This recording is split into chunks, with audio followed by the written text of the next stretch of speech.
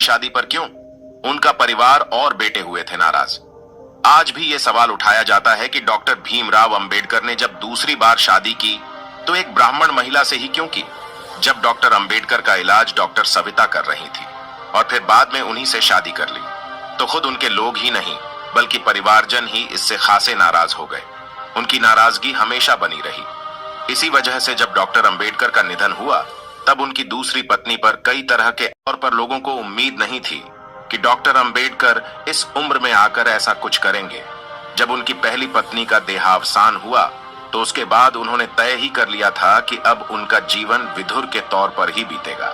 इस बात को 13 साल निकल भी चुके थे। वर्ष 1947 के आसपास बाबा साहेब अंबेडकर डायबिटीज और ब्लड प्रेशर से काफी परेशान थे।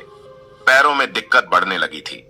समस्या इस कदर बढ़ी कि उन्हें मुंबई की डॉक्टर शारदा कबीर ने इलाज शुरू किया। बाबा साहब अंबेडकर से शादी के बाद इनका नाम सविता अंबेडकर रख दिया था। डॉक्टर सविता मराठी ब्राह्मण थीं। वह पुणे के संभ्रांत मराठी ब्राह्मण परिवार से ताल्लुक रखती थीं। ऐसे ब्राह्मण परिवार से जिन्हें चित्पावन ब्राह्मण कहा जाता था, यानी सबसे कुलीन ब्राह्मण। सविता पढ़ने में काफी कुशाग्र थीं। पुणे से आरंभिक पढ़ाई के बाद उन्होंने मुंबई से MBBS किया। हालांकि डॉक्टरी शुरू करने के बाद वह अविवाहित ही रहेंगी। जब वह डॉक्टर अंबेडकर का इलाज कर रही थीं, तब उनकी उम्र 38 साल थी। हालांकि वह अपना काम इतनी बखूबी करती थीं कि एक अच्छे डॉक्टर के तौर पर उन्होंने अपनी पहचान बना ली थी। इलाज के दौरान वे डॉक्टर अंबेडकर के नजदीक आ गईं। हालांकि दोनों की उम्र में 18 साल का अंतर था। जब शादी हुई तो न केवल ब्राह्मण बल्कि दलितों का बड़ा वर्ग खासा कुपित था। अंबेडकर के बेटे और नजदीकी रिश्तेदारों को भी ये शादी रास नहीं आई। बाबा साहेब अंबेडकर की पहली शादी कम उम्र में हुई थी। बाबा साहेब की पहली शादी 1906 में हुई थी। बाबा साहेब तब 15 साल के थे और उनकी पहली शादी रमाबाई से हुई थी। शादी के बाद अंबेडकर की पढ़ाई जारी रही। बैरिस्टरी की पढ़ाई करने के लिए वह इंग्लैंड गए। लौटकर दलितों के उत्थान में जोरों शोरों से जुड़ गए। पहली पत्नी से 5 बच्चे हुए। केवल बड़े बेटे यशवंतराव ही लंबे समय जीवित रहे। बाबा साहेब के बच्चे ज्यादा पढ़ भी नहीं सके, ही शिक्षा पा सके थे। हालांकि बाद में यशवंत ने रिपब्लिकन पार्टी ऑफ इंडिया बनाई, विधायक भी बने। बाबा साहेब काफी व्यस्त रहते थे। पारिवारिक जिम्मेदारियों की ओर ज्यादा ध्यान नहीं दे पाते थे। लंबी बीमारी के बाद रमाबाई का 1935 में निधन हो गया। अगले 13 सालों तक बाबा साहेब ने विवाह के बारे में सोचा भी नहीं। बाबा साहेब अंबेडकर अपने इलाज के दौरान डॉक्टर सविता के करीब आए और शादी की। 1940 के दशक के आखिर में वह जब भारतीय संविधान को बनाने में व्यस्तताएं उभरनी शुरू हुई, नींद नहीं आती थी। पैरों में न्यूरोपैथिक दर्द रहने लगा। इंसुलिन और होम्योपैथिक दवाएं किसी हद तक राहत दे पाती थीं। इलाज के लिए बाबा साहेब बंबई गए। डॉक्टरों ने सलाह दी कि उन्हें अब ऐसे साथी की भी जरूरत है जो न केवल पाक कला में प्रवीण हो बल्कि मेडिकल ज्ञान वाला भी हो, ताकि उनकी केयर कर सके। चूंकि डॉक्टर सविता बेहद समर्पित तरीके से इलाज कर रही थीं, लिहाजा वो उनके करीब भी आ गए थे। नजदीकियां कुछ इस विवाह का प्रस्ताव रखा। वो जब मान गईं तो 1948 को दिल्ली स्थित अंबेडकर के आवास पर दोनों की शादी हुई।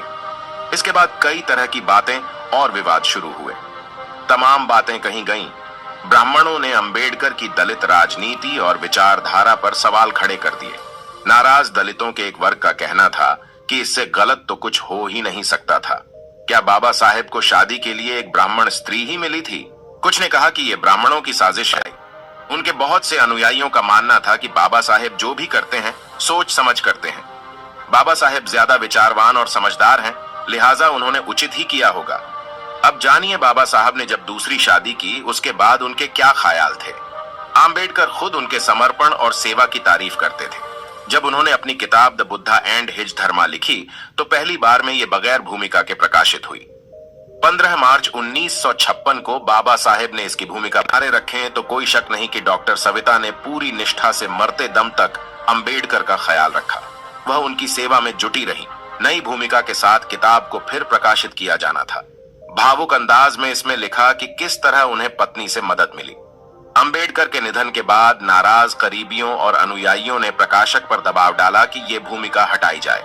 इस तरह लोगों के विचार सामने आए जो उन्होंने पत्नी के बारे में लिखी थी। ये बात 1980 में भगवान दास ने उनकी उस भूमिका को दुर्लभ भूमिका के रूप में प्रकाशित किया। अब जानिए जब अंबेडकर के निधन के बाद उनकी दूसरी पत्नी पर आरोप लगे। हालांकि निधन के बाद अंबेडकर के बेटों और करीबियों ने सविता अंबेडकर पर उनका ध्यान नहीं रखने का आरोप भी लगाया। उन्हें अंबेडकर आंदोलन से अलग कर दिया गया। उन्होंने खुद को दिल्ली में अपने महरौली स्थित फार्म हाउस तक समेट लिया।